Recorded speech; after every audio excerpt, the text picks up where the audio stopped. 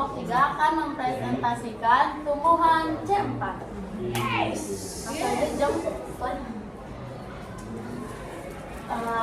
Tumbuhan C4 melakukan proses fotosintesis secara umum dengan 2 tahapan, yaitu reaksi gelap dan terang.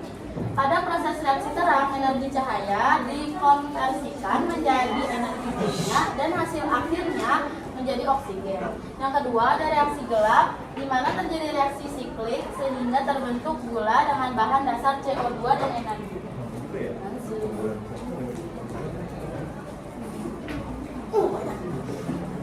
Selanjutnya itu di mana proses fotosintesis itu terjadi. Di mana ya? Di situ.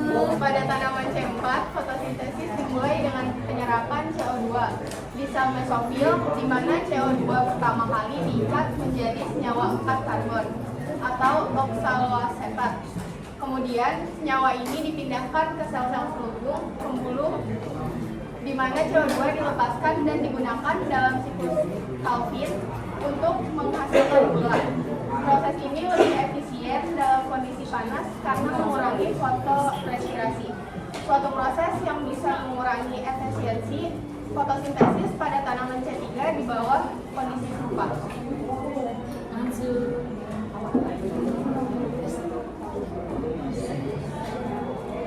Selanjutnya itu ada bahan-bahan untuk proses fotosintesis. Yang pertama itu ada karbon dioksida atau CO2. Tanaman C4 mengambil CO2 dari udara melalui stomata daun. Yang kedua ada air, H2O. Air diambil dari tanah melalui akar dan diangkut ke daun. Yang ketiga ada cahaya matahari. Energi cahaya diperlukan untuk proses fotosintesis dan digunakan dalam reaksi terang. Yang keempat, pigmen klorofil.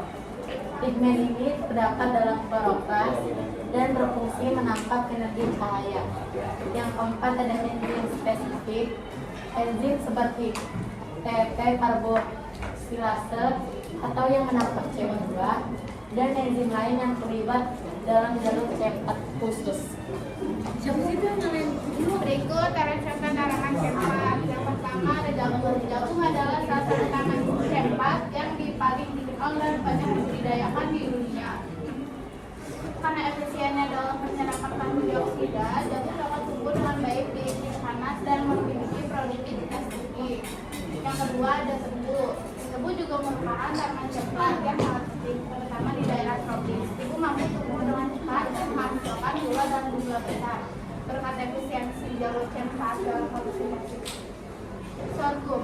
Sorghum adalah tanaman biji-bijian yang menggunakan jalur C4. Tanaman ini tahan terhadap kekeringan dan tumbuhan dengan baik di wilayah dengan curah hujan rendah, menjadikannya sumber pangan penting di beberapa bagian dunia.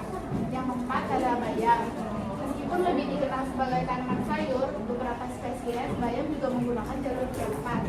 Ini memungkinkan bayam tumbuh dengan baik di daerah yang terik dan kering, sekaligus menjaga produktivitas tinggi. Selanjutnya ada lokasi daerah yang strategis untuk tanaman C4. Tanaman C4 terutama ditemukan di daerah tropis dan bersuhu hangat, terutama di padang rumput terbuka, di padang rumput terbuka, di mana tanaman ini sering dominan. Meskipun sebagian besar berupa graminoid, bentuk pertumbuhan lain seperti tumbuhan merambat, tanaman merambat, semak, dan bahkan beberapa pohon dan tumbuhan air juga dikenal di antara tumbuhan C4. Baik, sekian dari kelompok kami. Ada yang ingin bertanya? Silakan Valdi.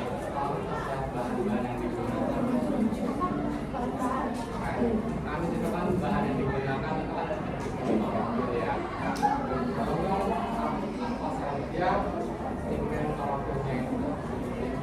Terus sama kenapa kok pigmen klorofil ditaruh bahan? Sedangkan dia kan udah apa ya? Kita apa ya? Kalau bahan kan kita habis ya.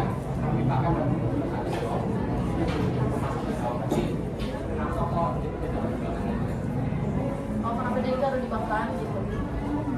Mari ulang balik. Udah itu udah.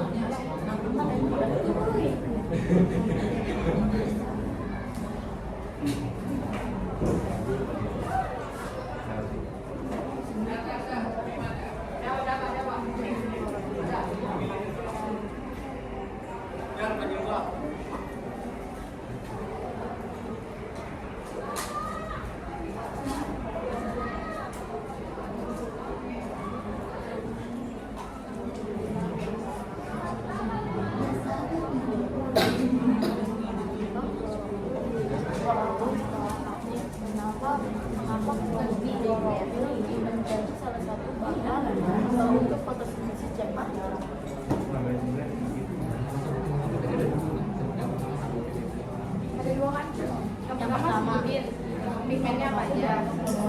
pigmen klorofil apa aja ya kan? Yang kenapa Dimasukin ke bahan sih?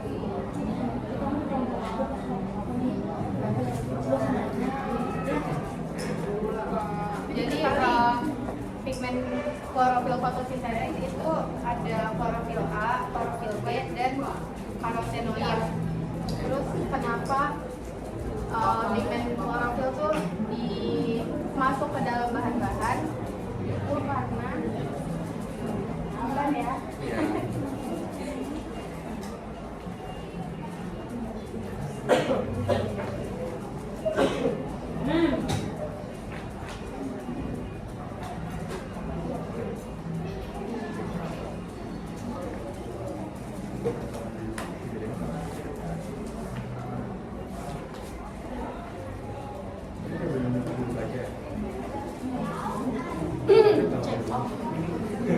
Ya, pigmen klorofil menjadi salah satu komponen penting dalam proses fotosintesis C4 karena dia itu memiliki peran dalam menangkap energi cahaya yang merupakan tahap awal dari proses fotosintesis. Udah. Nah, terus kenapa di fotosintesis C4 klorofil masih berfungsi untuk menyerap cahaya kan, dan mengubah cahaya itu menjadi energi kimia yang diperlukan untuk sintesis karbohidrat. Oh gitu. Yang sudah cukup. Gak lagi, nggak mau nanya lagi? Nah, baik, sekian dari kelompok 3. Assalamualaikum warahmatullahi wabarakatuh.